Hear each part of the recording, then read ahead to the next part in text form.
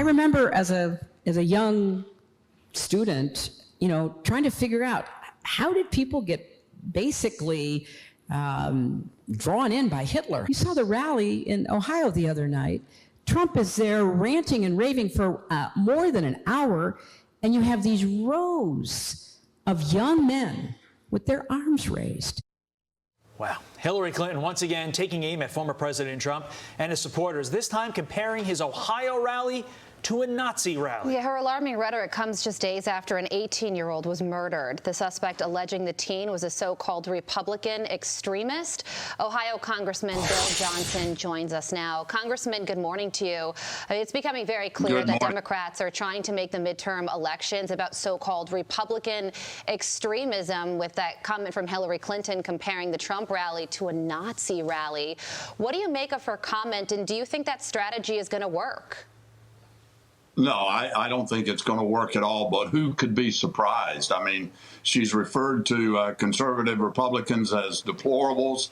The president himself has called us semi-fascist, called conservatives enemies of the state if we disagree with him. I mean, they've reverted to name calling because they have absolutely no agenda to run on, and everything they've done since Joe Biden has come into office has turned the country upside down. So what a surprise that Hillary Clinton would do something like this. It's chilling language and the hypocrisy when you have an 18-year-old kid killed allegedly because they accused him of being a Republican extremist, yet the media ignores that completely. It's sad that the hypocrisy that we have to deal with on a day-in and day-out basis. Meantime, Congressman, I want to get your thoughts on this. Democrat Congressman and Ohio Senate candidate Tim Ryan joined by teacher union head Randy Weingarten and musician Paul Simon while campaigning this weekend.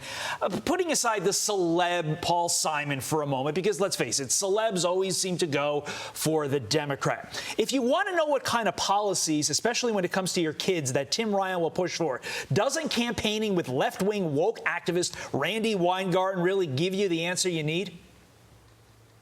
No, it's not. I can tell you, it's going to backfire. People in Ohio, particularly parents, they're more concerned about getting their kids back in school. They're more concerned about the social development of their kids. They know that living under these liberal the mandates for masking, the teachers that wanted to get paid but wanted to stay home to work. No, this is going to backfire on them. J.D. Vance is going to win this election because he believes, as we do, that we need a country that is safe. We need a government that's accountable.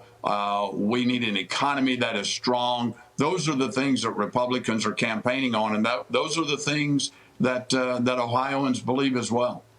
Yeah, and in a new ABC News Washington Post poll, President Biden's approval rating is 39%, and just 35% of Democrats or Democrat-leaning independents favor Biden for the 2024 election. It's always important to look at the president's approval ratings because, of course, that trickles down as well.